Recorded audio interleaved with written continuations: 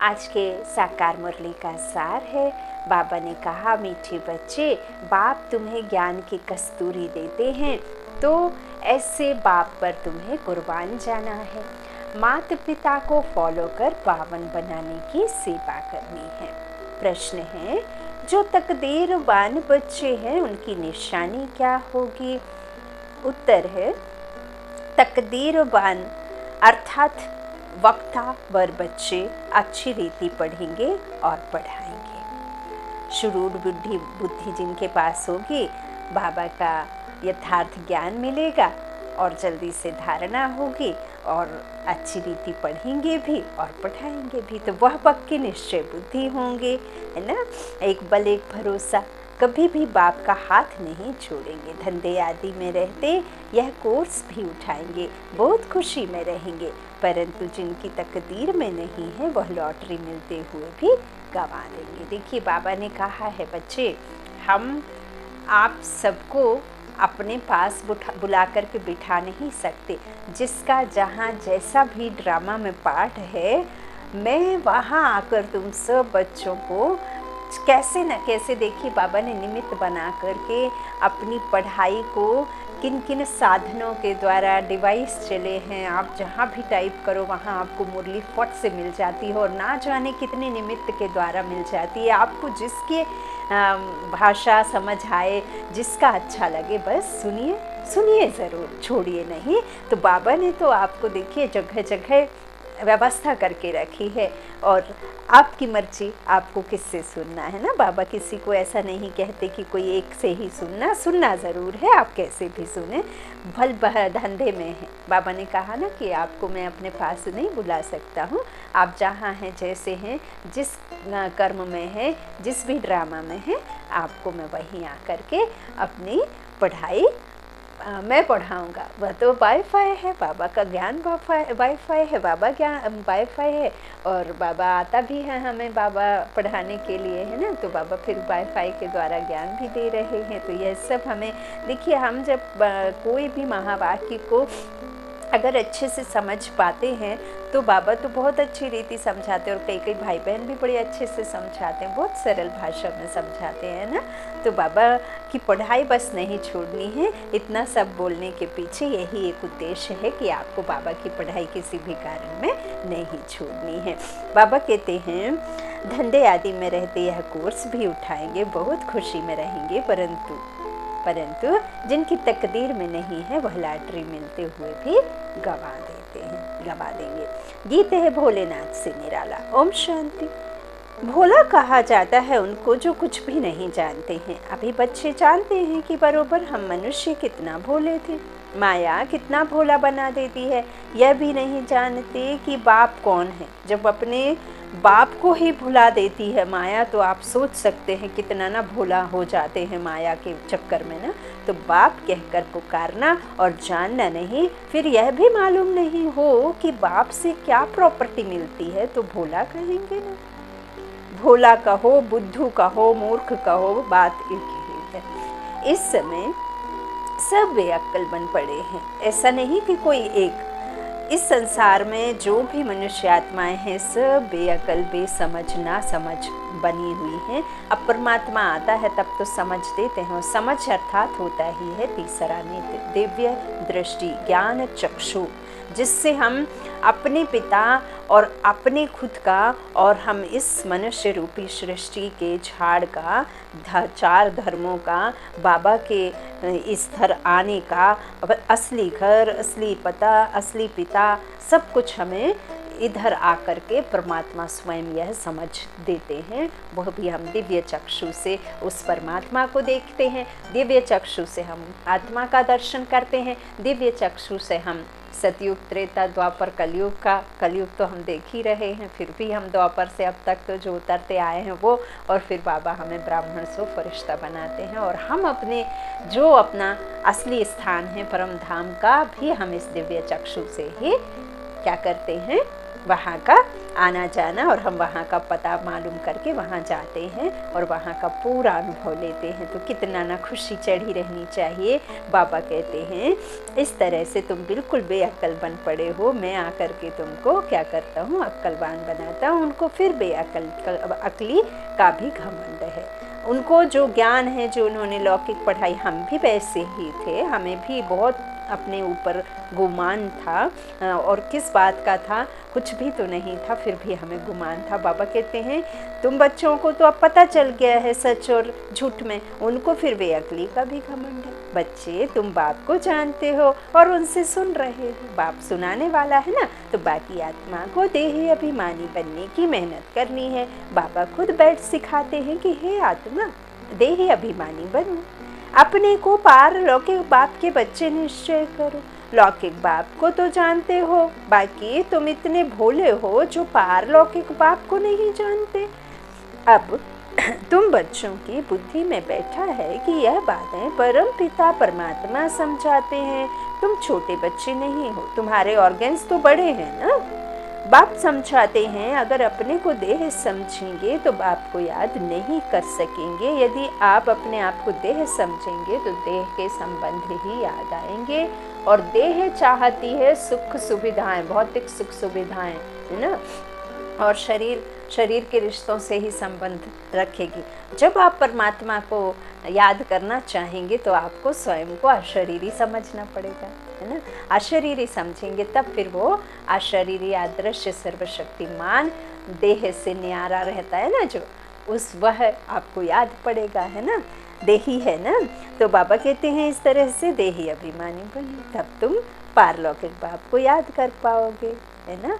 बाबा कहते हैं लौकिक बाप को तो जानते हो, है ना, अपने को पारलौकिक बाप के बच्चे निश्चय करो, और लौकिक बाप को जानते हो, बाकी तुम इतने भोले हो जो पारलौकिक बाप को नहीं जानते। अब तुम बच्चों की बुद्धि में बैठा है कि यह सब बातें परमात्मा परम पिता परमात्मा समझाते हैं, है ना। बाबा ने इतना हमें सब कुछ दिया है। बाबा कहते हैं अब तुमको क्या करना है, देह से न्यारा समझ मुझ बाप को याद करना है। अपने को देही अभिमानी समझो।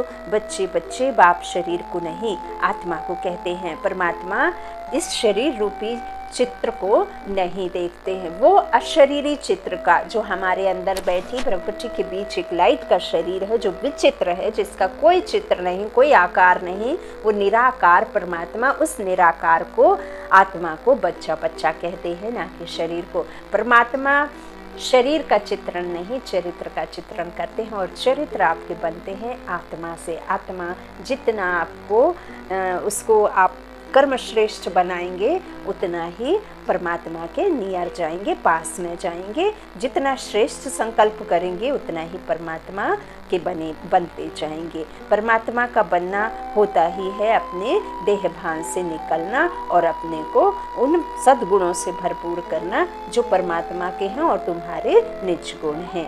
बाबा कहना माना, उन महावाक्यों को मनन चिंतन करके धारणा करना। बाबा कहते हैं तभी समझेंगे ना। तो बच्चे बच्चे आत्मा को कहते हैं, और बच्चे आत्माएं सब शिव को परमात्मा को बाबा कहते हैं, है ना। ऐसे नहीं कि रास्ते में चलने वाले किसी को बाबा कहेंगे, किसी आत्मा को व ब्रह्मा को नहीं कहते। यह भी उनका बच्चा है। कौन? ब्रह्मा बाबा। अब तुम जानते हो कि हमारा बेहद का बाप इनमें आया है ब्रह्मा तन में, तो बाप को याद करना पड़े, 84 के चक्र को भी याद करना पड़े। यह बेहद का 5000 वर्ष का नाटक है, तुम एक्टर हो। अब तुमको ड्रामा के आदि मध्य अंत का मालूम पड़ा है, तो सारा चक्र बुद्धि में फिरना चाहिए। तुम्हारा नाम कितना बाला है? स्वदर्शन चक्रधारी। स्व का दर्शन, देव दर्शन। जब वो बेहद का बाप आता है तो तुम्हारे आत्मा का स्व का दर्शन कराता है कि कैसे तुम्हारा जो चक्र चलता है वह 84 में आता है। आदि से मध्य अंत तक कैसे तुम आत्मा एक शरीर छोड़ दूसरा लेते हो, फिर भविष्य में तुम चक्रवर्ती राजा बन जाते हो। 84 जन्मों की कहानी चक्र में सिद्ध होती है। तुम अब बाप के बने हो, यह स्मृति में रखना है। जितना अंधों की लाठी बनेंगे उतना बाप समझेंगे यह रहम दिल है। कहते हैं रहम करो महर करो। तुम जानते हो बाप कौन सी महर करते हैं। बाप मिला है तो कितनी खुशी होनी चाहिए। अब तुमको पैरों पर खड़ा रहना है। जैसे कहते हैं सेंटर अपने पाँव पर खड़ा हो, तो तुमको भी अपने पाँव पर खड़ा रहना है। ऊंचे ते ऊंचा पुरुषार्थ करना है। Follow father mother. लौकिक में बच्चे बाप को फॉलो कर पतित बन जाते हैं। यह तो पारलौकिक बाप के लिए कहा जाता है, उनकी श्रीमत पर चलना है ना। ऐसे नहीं कि बाप जैसे बनो। बाबा कहते लौकिक में जो शरीर रूपी पिता होता है वो उसको फॉलो करने से तो पतित बनते हैं, लेकिन यहाँ तो बाबा कहते हैं पारलौकिक बाप के लिए यथार्थ में कहा गया है, उनकी श्रीमत पर चलना है। बाबा मम्मा को देखो धंधा क्या है, पतितों को पावन बनाने का। और धर्म पिताएं जब आते हैं तो उनके धर्म की आत्माएं ऊपर से आती हैं, वहाँ कन्वर्ट करने की बात नहीं। समझा। बहुत गुहाराज बाबा ने आज बताया है कि उनको कन्वर्ट करने की बात नहीं है। जो पिता के बच्चे हैं, जो आदि में आए, जो ब्राह्मण बनने वाले बच्चे, वही देवता बनते हैं, फिर वही बाबा से सबसे पहले संगम पर मिलते भी हैं ना। तो बाबा कहते हैं बाकी तो डायरेक्ट आते हैं, तो उनको कन्वर्ट नहीं करना है, शूद्र को ब्राह्मण बनाना है। इसके लिए तुमको मेहनत करनी पड़ती है। तुम कितना लिटरेचर देते हो वह देखकर फाड़ देते हैं। तुम बच्चे हो रूप पसंद, जैसे बाप वैसे तुम बच्चे। बाबा कहते हैं जो नहीं है, जिनका जो बिरादरी की नहीं है, वो तो तुम कितना भी लिटरेचर देंगे तो वो फाड़ के फेंक देंगे, है ना। तुम बच्चे हो रूप पसंद, तुमको ज्ञान की वर्षा करनी है। यह चित्र बड़े अच्छे हैं। त्रिमूर्ति का चित्र बड़ा जरूरी है। इसमें बाप और वर्षे दोनों ही आ जाते हैं। त्रिमूर्ति का देखा ना, बेंच पर भी आप समझा सकते हैं। ऊपर में सुप्रीम सोल गॉड फादर है, फिर एक तरफ शंकर, एक तरफ प्रजापिता ब्रह्मा और फिर विष्णु है ना। तो बाबा ने बताया है कि ब्रह्मा के द्वारा स्थापना का कार्य चल रहा है, जो कि अभी संगम पर शुरुआत हो चुकी है, और एक तरफ डिस्ट्रक्शन चल रहा है और विष्णु द्वारा पालना होती है। तो बाबा ने क्या किया है, वो जो त्रिमूर्ति के चित्र में ऊपर जो शिवलिंग है, शिव बाबा हैं, उनको निराकार को हटा दिया है। इससे फिर दुनिया में मनुष्य आत्माएं मूंझ गई हैं। बाबा कहते हैं चित्र पर बहुत अच्छा समझा सकते हो, बहुत ज़रूरी है ना। इसमें आप दोनों बातों को क्लियर कर सकते हो। बाप के बिगैर दादे का वर्षा कैसे मिलेगा। श्री कृष्ण का चित्र सबको अच्छा लगता है, बाकी 84 जन्मों की लिखत अच्छी नहीं लगती। उन्हों को चित्र अच्छा लगता है, तुमको भी चित्र अच्छा लगता है ना। कितना अच्छा बाबा लिखते, क्योंकि तुमको बाप ने कहा है हे आत्म अभिमानी भव ना। बाप बच्चों को कहा है कि आत्म अभिमानी भव। तुम अपने को विचित्र समझते हो तो याद भी विचित्र परमात्मा को करते हो। बाप रचयिता है तो जरूर नई दुनिया ही रचते हैं। उसमें लक्ष्मी नारायण का राज्य था। लक्ष्मी नारायण का चित्र भी बनाया है और लिखा हुआ है। सर्वगुण संपन्न 16 कला संपूर्ण लक्ष्मी नारायण महाराजा महारानी तो नशा रहता है कि हम बाप को याद कर यह बन रहे हैं, तो सदैव बाबा बाबा कहते रहो और भविष्य पद को भी याद करो, तो सतयुग में चले जाएंगे। जैसे एक मिसाल देते हैं, मैं भैंस हूँ। कहने से भैंस समझने लगा, परंतु आत्मा नर से नारायण बन रहा हूँ। अब वैगर हूँ, यह वंडर है। वहाँ एक तो राज्य नहीं करेंगे, उनकी डिनाइस्टी चलती है, उनके बच्चे होंगे। 1250 वर्ष सिर्फ लक्ष्मी नारायण थोड़े ही राज्य करेंगे, प्रजा भी तो होगी। 8 बाबा ने बताई है ना, वहाँ राजाई चलती हैं। तो कहते हैं सतयुग की आयु बड़ी है, फिर भी प्रजा तो चाहिए। ऐसे तो नहीं सिर्फ लक्ष्मी नारायण से काम बन जाएगा, है ना।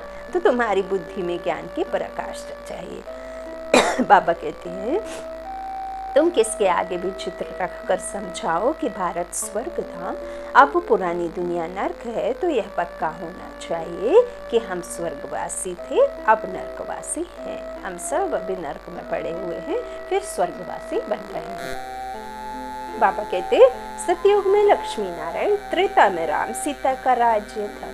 त्रेता में 2 कला कम होती है, चंद्रवंशी में राम सीता का राज्य था। 16 कला के समय लक्ष्मी नारायण अर्थात महाराजा महारानी का, है ना। तो बाबा कहते हैं तो सब स्वर्गवासी थे। कब थे स्वर्गवासी? त्रेता और सतयुग में। इस चक्र में 84 का चक्र सिद्ध होता है। 1250, 1250, 8 और 12 जन्म है ना। फिर विकारों में आते हैं तो 21 और 42 जन्म सबसे जास्ती होते हैं कलयुग में जन्म, है ना। तो बाबा कहते हैं झाड़ में फिर कैसे पूजनीय से गिरते हैं और पुजारी बनते हैं, यह सब बाबा ने चित्रों में सिद्ध किया है। तो यह सिद्ध होता है। तुम कहते हो इस समय सभी नास्तिक हैं क्योंकि बाप को नहीं जानते हैं। अब जब अपने पिता भगवान को ही नहीं जानते तो फिर नास्तिक ही हुए ना। बाबा कहते हैं अब तुम जानते हो कि सब कब्रिस्तान में पड़े हैं, तुम बच्चे गुप्त हो। अंग्रेजी में अंडरग्राउंड कहते हैं, वहाँ कोई अंडरग्राउंड नहीं, अंडरग्राउंड तुम हो, परंतु तुमको कोई जानते नहीं, क्योंकि हम जो दिखाई देते हैं वो तो हम खुद को समझते नहीं, जो दुनिया हमें देखती है वो तो हम है ही नहीं। हम तो अंदर बैठी प्रकृति के बीच चैतन्य है ना, रूप बसंत आत्मा है ना, लाइट का शरीर है जो गुप्त है, अंडरग्राउंड है। बाबा कहते हैं लेकिन कोई जानते नहीं, यहाँ सम्मुख बैठी हो तो मजा आता है। बेहद का बाप परम धाम से आकर इनमें प्रवेश कर पढ़ाते हैं। दूरादेशी है ना, कितना दूर से आते हैं, चक्र का राज समझाते हैं। बाकी सवारी सारा दिन नहीं होती है। बाप कहते हैं मैं सर्विस करता हूँ, बच्चों का नाम निकालने के लिए मैं प्रवेश करता हूँ। तो बाप कहते हैं बच्चे स्वदर्शन चक्रधारी भव, शंखधारी भव है ना। शंखधारी भव भी बाबा ने देखी, बाबा पहले भी कह चुके, आज भी बाबा रिपीट कर रहे। कई दफ़ा बाबा ने रिपीट किया है कि जो भी शस्त्र आदि दिखाए हैं वो शस्त्र जिनके हाथों में रख दिया है चित्रों में देवी देवताओं को वह कुछ भी नहीं होते हैं। अष्ट शक्तियाँ, जो भी शंख गदा, जो भी तलवार आदि, यह सब यहाँ के हैं। संगम युग में तुम ब्राह्मणों को यह सारा दिया हुआ है। स्वदर्शन चक्र उंगली पर फिरने वाला नहीं, आत्मा का दर्शन 84 का कैसे चक्र फिरता है वो बाबा ने स्वदर्शन चक्रधारी कहा है। शंखधारी अर्थात जो बाबा ने ज्ञान हमें दिया है, तो वो मुख से तुमको ज्ञान ध्वनि करनी है, तो मुख से ही तो बजाएंगे ना, तो वो शंख ध्वनि ज्ञान ध्वनि। बाबा कहते तुमको ज्ञान का शंख बजाना है। और कौन सी तलवार से हमें मारना है, किसको मारना है? जो राक्षस हैं वो कौन है? हमारी आत्मा में जो विकार हैं, आसुरी अवगुण हैं, जो हमारे सद्गुणों में बदली करना है, तो वो ज्ञान तलवार है ना, बाबा ने जो हमें दिया है ना, योग अग्नि, उससे भस्म करना है ना। बाबा कहते हैं तुमको ज्ञान का शंख बजाना है। शंख कहो मुरली कहो एक ही बात है। तो उन्होंने श्री कृष्ण को मुरली दिखाई है। यहाँ बाबा कहते कोई काठ की लकड़ी की बांसुरी में छेद होकर के कोई ऐसी मुरली की बात वहाँ पे होती ही नहीं। श्री कृष्ण तो रत्न जड़ित मुरली बजाते हैं खेल पाल करने के लिए। वहाँ ज्ञान की मुरली नहीं है, क्योंकि वहाँ मुरली की दरकार ही नहीं है। तुम बच्चों को बुद्धि में रखना है कि जैसे कल्प पहले सतयुग में पाठ बजाया था वैसे अब बजाएंगे। और बाबा ने जो गदा हनुमान कहा है ना, वीर हनुमान, वो भी महावीर बाबा ने बच्चों को ही कहा है। और गदा भी वह गदा जो विकारों को नीचे दबा दे, नीचे की तरफ दिखाते ना, फिर ऊपर की तरफ दिखाते। ऊपर की तरफ हो जाना मतलब विकारों में आ जाना, नीचे मतलब उसका वजन रख करके इतने महावीर आत्माएं कि वो विकारों को दबा करके रखे, बिल्कुल भी वो विकार कोई भी आत्मा को टच ना कर पाए ना। तो बाबा कहते हैं इस तरह से हमारे में समाने की शक्ति, जो हमारे निर्णय लेने की शक्ति, और हमारे ना जाने बाबा ने कितने ऐसे, तो बाबा ने इतने इतने इतने हमें स्वमान दिए हैं अष्ट शक्तियों के साथ साथ कि हम दिन भर उनको रिपीट करें और एक ही स्वमान में टिक जाए तो हमारे में कितना बल आ जाए। बाबा ने सब कुछ बल भरने के लिए, तो स्वमान में टिकाने के लिए मान, जब आप स्व के मान में टिके रहेंगे तो मान अपने आप ही पीछे चलता रहेगा, है ना। और देने वाला तो दाता है, मनुष्य आत्माओं से क्या चाहिए, है ना। हीरे मोती सब कुछ ओछे हैं इस परमात्मा के सामने। तो बाबा कहते हैं इस तरह से वहाँ ज्ञान मुरली की कोई बात नहीं है। तुम बच्चों को बुद्धि में रखना है कि जैसे कल्प पहले सतयुग में पाठ बजाया था वैसे अब बजाएंगे। बाकी बाबा से तो वर्षा ले लें, परंतु बच्चे घर में जाते हैं तो भूल जाते हैं। बाप कहते हैं यहाँ से पक्के हो जाओ, धंधा भल करो, परंतु याद करते रहो। 1 सेकंड का कोर्स उठा, जैसे बहुत शादी करके भी पढ़ते हैं, है ना। बाबा कहते हैं बहुत हैं हमारे ही जो भाई बहन हमसे जुड़े हुए हैं, वो भाई बहन भी कई तो अभी 7 वर्ष हो गए फिर इसको शादी करके, लेकिन बेकार में नहीं जा रहे हैं। तो देखिए बाबा के जो सच्चे बच्चे हैं वो तो निकलेंगे ही, है ना। तो बाबा कहते जैसे बहुत शादी करके भी पढ़ते हैं, तो तुम भी धंधे में रहते पढ़ो, कोई बात नहीं। बाबा तो सबको अथॉरिटी देते हैं, कुमार कुमारी के लिए तो बहुत सहज है, सिर्फ यह बुद्धि में रहे मेरा तो एक शिव बाबा, दूसरा ना कोई। ब्रह्मा के लिए नहीं कहा जाता है।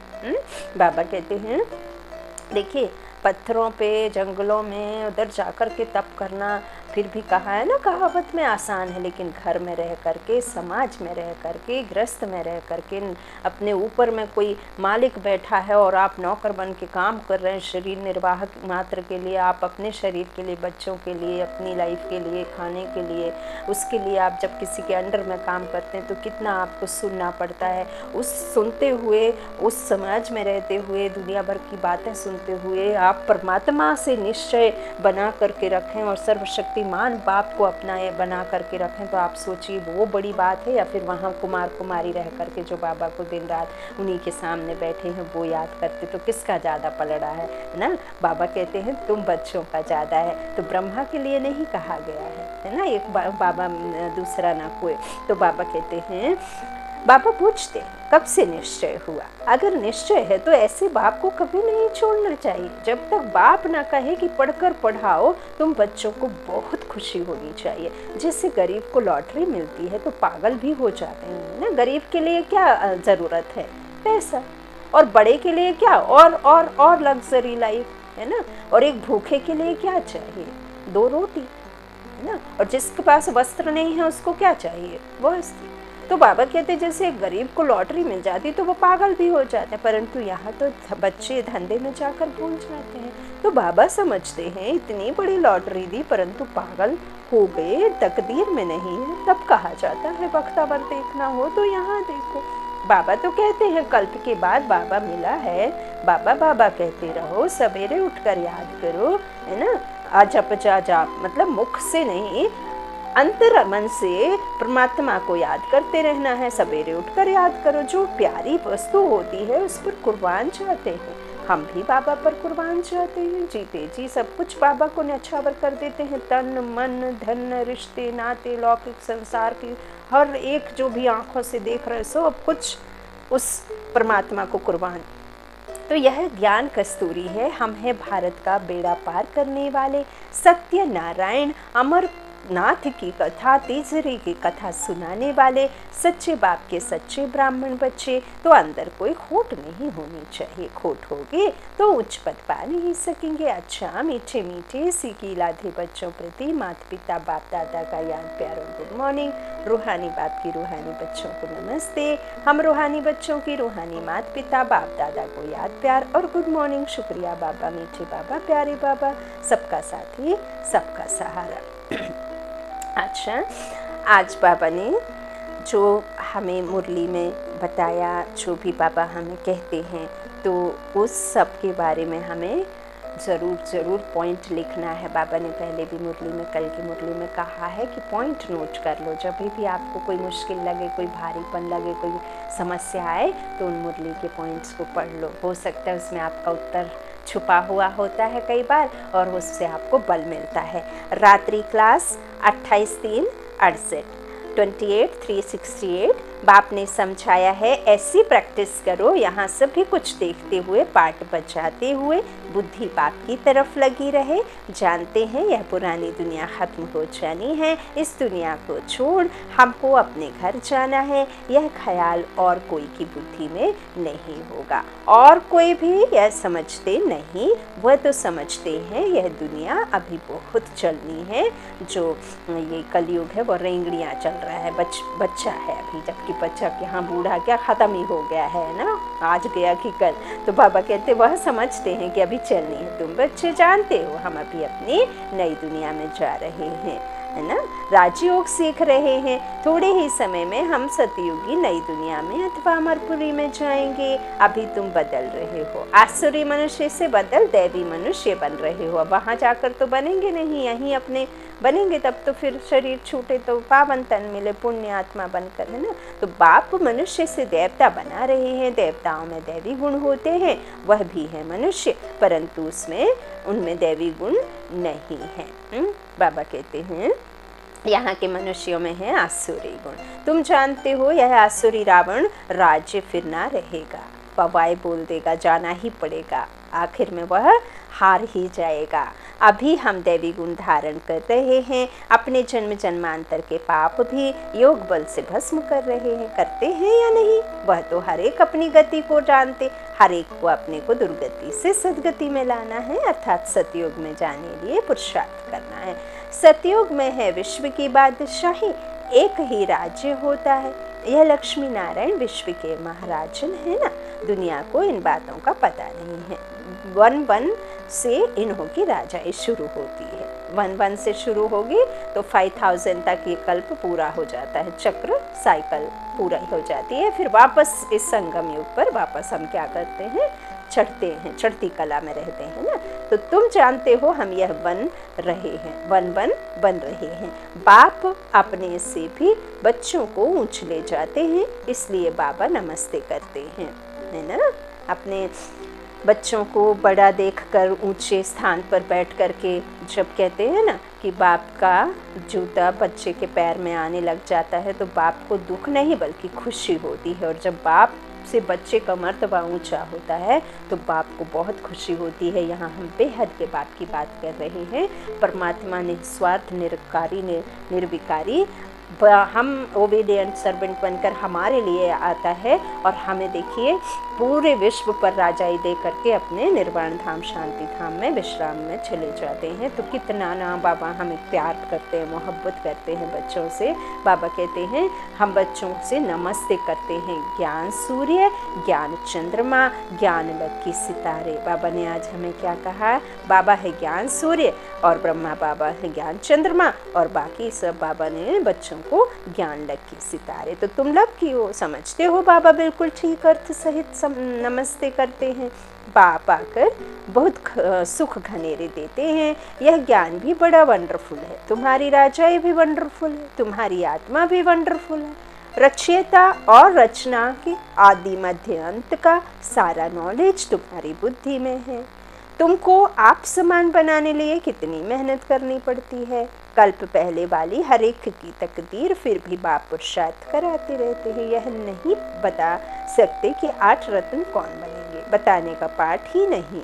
आगे तुम चल तुम अपने पाठ को भी जान जाएंगे। साक्षात्कार होगा ना, बाबा ने कहा, तो जो जैसा पुरुषार्थ करेगा ऐसा भाग्य बनाएंगे। बाप है रास्ता बताने वाला, उस रास्ते पर चलना नहीं चलना तुम्हारा काम है। तो जितना जो उस पर चलेंगे, इनको तो सूक्ष्म पतन में देखते ही हैं। प्रजापिता ब्रह्मा साथ में बैठा है। ब्रह्मा से विष्णु बनना सेकंड का काम, विष्णु से ब्रह्मा बनने में 5000 वर्ष लगते हैं। तो बुद्धि से लगता है बात तो बरोबर ठीक है, भल त्रिमूर्ति बनाते हैं ब्रह्मा विष्णु शंकर, परंतु यह कोई नहीं समझते होंगे। अभी तुम समझते हो। तुम कितने पदम भाग्यशाली बच्चे हो। देवताओं के पाँव में पदम दिखाते हैं ना। पदमपति नाम भी वाला है। पदमपति बनते भी गरीब साधारण ही हैं, करोड़पति तो कोई आते ही नहीं। 5-7 लाख वाले तो साधारण कहेंगे। इस समय 20-40 हज़ार तो कुछ है ही नहीं। और इस 20-40 हज़ार से एक बात याद आई कि ऐसे ही मैं थोड़ा टीवी में देख रही थी, तो मेरे लौकिकपति ने मुझे बुलाया। तो एक मनुष्य आत्मा वो अपने जो कहीं विदेश से एक डॉग लेकर के आए हैं, उसकी 10 करोड़ डॉग की कीमत है। डॉग की कीमत 10 करोड़, और वो उसका खर्च एवरी मंथ 25,000 की 50,000 उसके मतलब उसके लालन पालन में खर्च कर रहे हैं। एसी कार, एसी घर, खाना नंबर 1। तो आप सोचिए बाबा क्या कह रहे हैं। वो सब तो मेरे बनेंगे नहीं, गरीब बनेंगे तो 20-40 हज़ार तो कुछ नहीं। पद्मावती कोई है सो भी एक जन्म के लिए करके थोड़ा ज्ञान लेंगे, समझकर स्वाहा तो नहीं करेंगे ना। अगर बाबा जैसे ब्रह्मा बाबा ने दे दिया, अपना सब कुछ दे दिया, सेकंड्स में न्यौछावर कर दिया, अब वही मनुष्य आत्मा से जिसका मैंने आपको उदाहरण दिया उससे कहेंगे तो वो सौंप देंगे, समझ ले लेंगे, लेकिन कहेंगे कि सब कुछ स्वाहा कर दो तो नहीं करेंगे ना। सभी कुछ स्वाहा करने वाले थे जो पहले आए, है ना। बाबा कहते हैं ना, बाबा सुनंती कथंती सुनंती भगंती हो जाते हैं ना। इसीलिए बाबा ने फिर बच्चों के नाम भी रखना बंद कर दिए, क्योंकि ऊपर चढ़ के फिर नीचे गिर जाते हैं ना। बाप का नाम बाला करने की बजाय बाप का नाम बदनाम करते हैं, तो फट से सभी का पैसा काम में लग गया। पहले इतने थे कि बिल्कुल सब कुछ दे देते थे, है ना, सेकंड्स में, तो गरीबों का तो लग ही जाता है। साहूकारों को कहा जाता है अभी सर्विस करो, ईश्वरीय सर्विस करनी है तो सेंटर खोलो, मेहनत भी करो, दैवी गुण भी धारण करो। बाप भी गरीब निवास कहलाते हैं। भारत इस समय सभी से गरीब है ना। तो भारत की ही सभी से जास्ती आदमशुमारी है, क्योंकि शुरू में आए हैं ना, तो गोल्डन एज में थे, वही आयरन एज में आए हैं। एकदम गरीब बन पड़े हैं। जो जितना गिरा है वो उतना उठेगा भी, और जो जितना उठा है वो उतना गिरेगा भी। तो सबसे जास्ती भारत उठता है, सबसे जास्ती भारत ही गिरता है। खर्चा करते करते सभी खत्म कर दिया है। बाप समझाते हैं अभी तुम फिर से देवता बन रहे हो। निराकार गॉड तो एक ही है, बलिहारी एक ही है। दूसरों को समझाने में तुम कितनी मेहनत करते हो, कितने चित्र बनाते हो, आगे चलकर अच्छी रीति समझते जाएंगे। ड्रामा की टिक टिक तो चलती रहती है। इस ड्रामा की टिक टिक को तुम जानते हो कि ये हूबहू 5000 वर्ष बाद अभी यहाँ बैठ करके, और आप जहाँ बैठ करके मुरली सुन रहे हैं और यहाँ बैठ करके मैं पढ़ रही हूँ या सुना रही हूँ, मैं निमित्त बन करके, तो हूबहू यह इसी दिन कल्प बाद होगा, इसी क्षण वह रिपीट होगा। बाबा कहते यह सब तुम जानते हो। सारी दुनिया की एक्ट हूबहू एक्यूरेट कल्प कल्प रिपीट होती रहती है, सेकंड बाय सेकंड चलती रहती है। बाप यह सभी बातें समझाते फिर भी कहते हैं मन मना भव, बाप को याद करो। कोई पानी व आग से पार हो जाते हैं, उससे फायदा क्या है, इससे कोई आयु थोड़े ही बड़ी हो जाती है। अच्छा मीठे मीठे सिक्की लाधे रूहानी बच्चों को बाप दादा का याद प्यार और गुड नाइट स्वीकार है। शुक्रिया बाबा। धारणा के लिए मुख्य सार, पहला बाबा ने कहा सच्चा ब्राह्मण बनना है, अंदर में कोई खोट नहीं रखनी है, स्वदर्शन चक्रधारी बन शंख ध्वनि करनी है, धंधा करते भी यह कोर्स उठाना है। दूसरा, बाप समान रहम दिल बन अंधों की लाठी बनना है, माता पिता को फॉलो करने का, उच्च प्रसाद करना है, अपने पांव पर खड़े होना है, किसी को भी आधार नहीं बनाना है।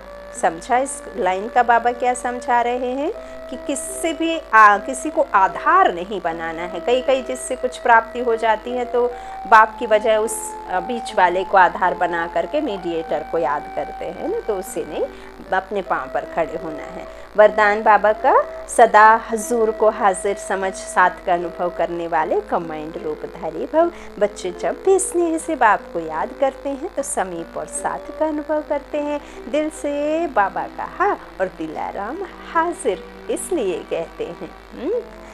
हजूर हाजिर है, हजीरा हजूर है। स्नेह की विधि से हर स्थान पर हर एक के पास हजूर हाजिर हो जाते हैं। अनुभवी ही इस अनुभव को जानते हैं। गाया हुआ है, करण करावन हार तो करण हार और करण करावन हार कंबाइंड हो गया। ऐसे कंबाइंड रूपधारी सदा साथ का अनुभव करते हैं ना। आप सभी को भी अनुभव होता होगा। स्लोगन बाबा का, मन को सदा रूहानी मौज में रखना यही जीवन जीने की कला है। मन को सदा रूहानी मौज में रखना यही जीवन जीने की कला है। अच्छा, ओम शांति। शुक्रिया बाप दादा, शुक्रिया आप सभी भाई बहनों को। Good night, Om Shanti. और बाबा को सबसे ज़्यादा सहज याद करने का आपको मैं बहुत छोटे से उसमें बताती हूँ। बाबा को याद करना कैसे है, देखिए दिव्य दृष्टि किससे कहते हैं। यह दिव्य दृष्टि हमारे पास पहले से है, लेकिन हमें इसका ज्ञान नहीं था, हम अज्ञान थे ना। तो बाबा ने आकर के हमें इस बात का यथार्थ नॉलेज दिया है कि दिव्य दृष्टि किसे कहते हैं। तो दिव्य दृष्टि अर्थात मन की आँख।